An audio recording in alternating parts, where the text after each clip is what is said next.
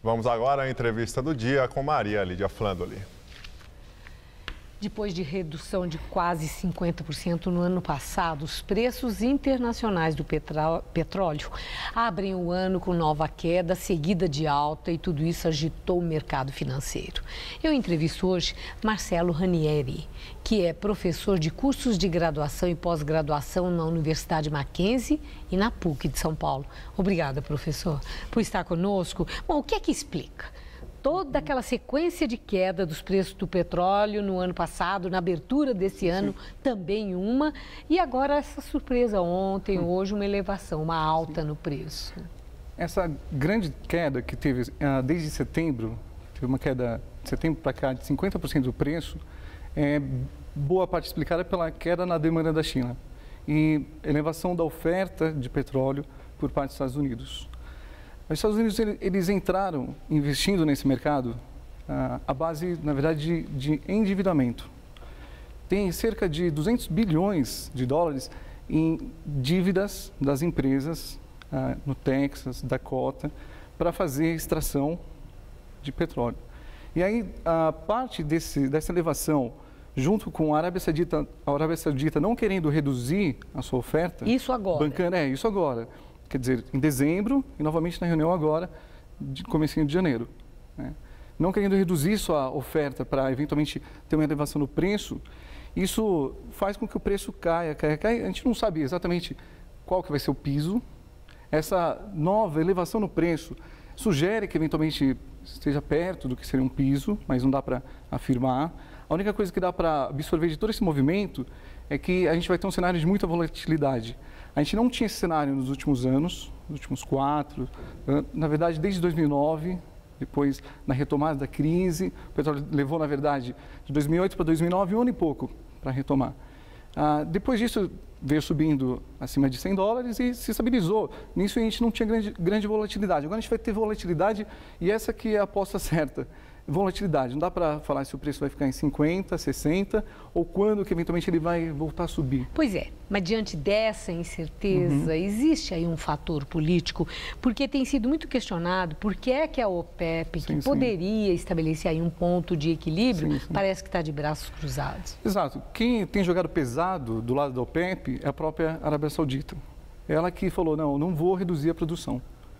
Ela, na verdade, o que muitos comentaristas dizem é que ela consegue produzir de forma lucrativa até o ponto de 40 dólares, ou até um pouquinho menos, porque é muito barato para ela a extração de petróleo. É claro que para as contas nacionais dela, o preço bom seria uma faixa entre 80 e 90 dólares. Mas só que nesse jogo todo, tem essa pressão internacional mesmo de países com a Rússia e a Venezuela, muito ruins com o preço abaixo de 60, abaixo de 50. E há um interesse dos Estados Unidos e da própria Arábia Saudita em apenar, digamos, a Rússia, justamente, a Venezuela, apenar. Esse que é o ponto assim, dos 40 dólares que fixaram que a Arábia Saudita consegue produzir, é que esse preço quebra a Rússia e esse preço quebra a Venezuela. Por exemplo, a Venezuela depende de 94% da sua renda em exportação de petróleo. A Rússia, 2/3 exportação de petróleo. É claro, a Arábia Saudita também depende bastante, cerca de 90%, e tem reformas importantes a serem feitas do ponto de vista institucional para a população mais carente lá. Mas só que ela entrou para também não tirar o pé, da mesma forma que os Estados Unidos também não está tirando o pé nesse instante. Então, empresas dos Estados Unidos estão se financiando, quer dizer, já tem uma dívida de 200 bilhões de dólares e ficaram apostando numa retomada da economia internacional. Quer dizer que está havendo um interesse, tanto do ponto de vista prático, de vantagens pontuais para os Estados Unidos, para a Arábia Saudita, além do interesse político. Sim. Político mesmo, de países que vivem assim, numa situação de picada. Sim, que, por exemplo, com essa configuração atual, os Estados Unidos têm uma previsão de ganho, as famílias nos Estados Unidos, de 115 bilhões de dólares esse ano, só pela redução do preço na bomba de combustível.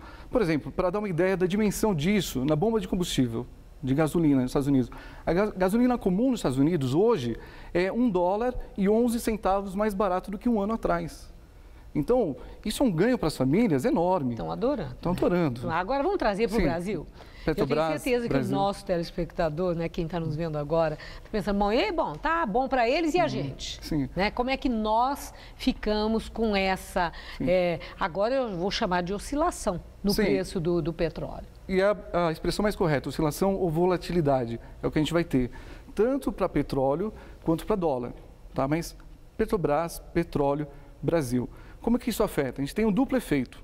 Tá? No curto prazo, é um grande ganho para a Petrobras. A gente tem um ganho do ponto de vista que ela consegue fazer caixa dessa forma, porque parte do combustível que ela não consegue refinar para entregar o que a gente tem de demanda interna, de gasolina e de diesel, ela compra a um determinado preço e vende em outro preço aqui no mercado.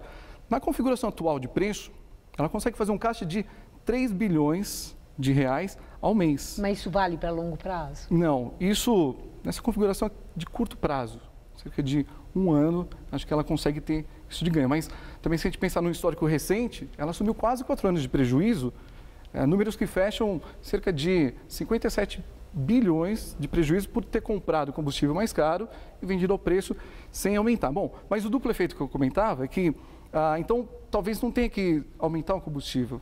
É claro, a CID potencialmente vai voltar, pelas palavras do ministro, por toda a configuração que a gente tem na economia, mas se essa configuração de preço persistir abaixo de $60 o petróleo no mercado internacional, a gente pode ter, inclusive, uma redução na gasolina daqui a uns 6 meses, talvez. Mas não é um contrassenso? Sim. Se existe essa possibilidade até de redução do preço do combustível, então, mas... a troco do quê? Uma CID? Não, a CID já era algo pensado de voltar há muito tempo pelo governo. O governo Sim, vai mas colocar. aí o petróleo começou com essa volatilidade que o senhor se refere. Sim, números da CID. Deve aumentar até 28 centavos o preço do litro do combustível. Tá? Esse é o número da CID. Ok. Se a gente tiver espaço para reduzir, então o governo ele aumenta a arrecadação sem, na verdade, ter o impacto de ter que aumentar o preço final na bomba de combustível.